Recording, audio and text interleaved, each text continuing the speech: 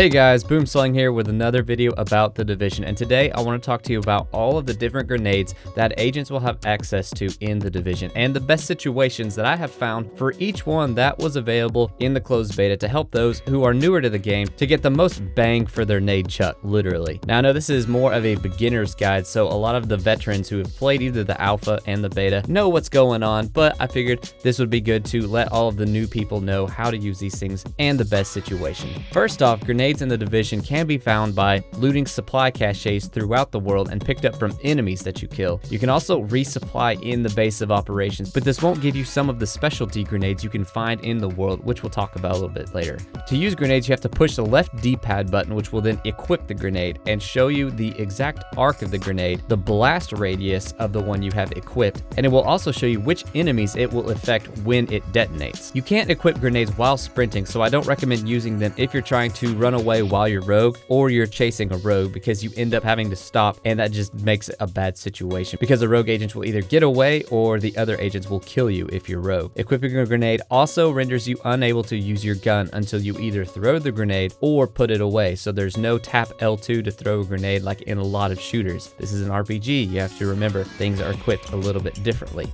And to put the grenade away, you can do so by pressing circle on the PlayStation or B on the Xbox. To select a grenade, you have to hold down on the left D-pad, which will then give you a display wheel of all the grenades you have in your inventory, the amount of the grenades, and to select them, all you have to do is move your right analog stick and then let go. To view each grenade in detail, you can go into your inventory, and then under your pouches tab, you'll be able to see what each grenade does and how many you can carry. All grenades apply a debuff to enemy caught within the blast. First off, we have the EMP Grenade. The EMP Grenade applies a disrupt debuff to anything caught in the blast, which will then destroy any active skills, and it also prevents affected enemies from deploying any new skills for a short period of time. So if you're fighting some of the cleaners that have the turret that they deploy, throwing this grenade will prevent them from using it. It's perfect for shutting down any enemies who rely heavily on those skills for combat, and also in the dark zone when you're fighting rogue agents or fighting as a rogue agent. Using this grenade will prevent other agents from using their skills.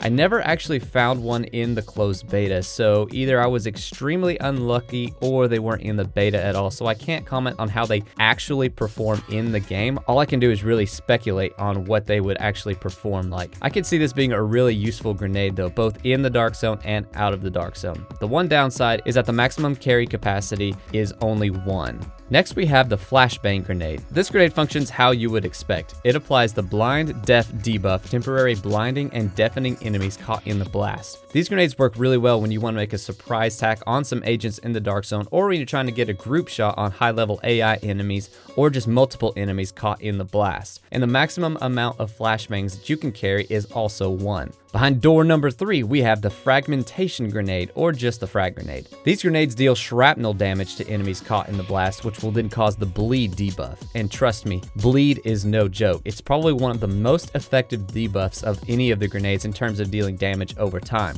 Bleeding prevents enemies from sprinting and will also impact other agents' ability to heal themselves until the bleed is complete. And it stays active even if you are downed. The Frag Grenade is not only the most common grenade in the Division, it is also the one you can carry the most of with a total carry count of 3. But my personal favorite grenade is the Incendiary Grenade. This grenade has one of the largest areas of effect and releases fire on detonation, which will apply the burn debuff to enemies caught in the blast, which causes damage over time just like the bleeding damage of the frag. This usually causes AI enemies to stop and try to put the fire out, giving you the perfect opportunity to land some headshots, and when agents are set on fire, it prevents them from sprinting away. This is a really good grenade to couple with the flashbang. Someone throws the bang, the other sets everyone on fire to cause maximum damage. It's just a really good grenade to cause a lot of damage over a widespread area, and even closing off entire lanes for a few seconds, since it can set people on fire for several seconds after the initial blast. The only downside to this grenade is that you can only carry 1.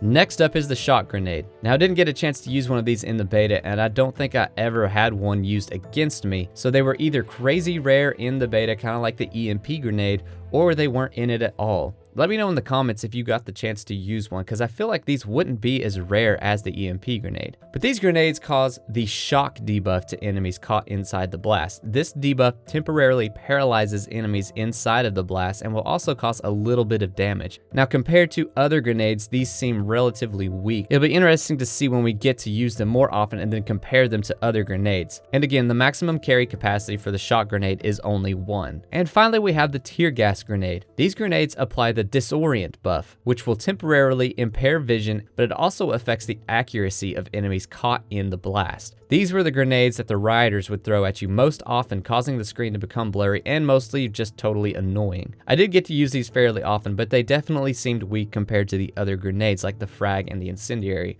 Hopefully they'll buff the effects of this grenade to make it a more viable option when deciding which grenade to throw. The pros of this grenade would be the fact that the gases stay in effect for a good amount of time and will still affect enemies or players who walk through the mist. And the biggest downside, again, is that you can only carry 1. And with that, that goes over all of the grenades that we will have access to in the Division. Each one has a unique function and each one has its pros and cons, but personally, I hope we'll be able to carry more than just one grenade of the types other than the frag. I know there are perks that will increase our maximum grenade carry capacity, but I still feel like 1 is just too low for a combat scenario. And I think that the non-lethal grenades need to be buffed some to make them more competitive with the lethal grenades. But other than that, they're fun to play around with and see how AI enemies and human enemies react to them. So thumbs up if you enjoyed the video, subscribe for more The Division content, and until next time, don't trust anyone in the dark zone.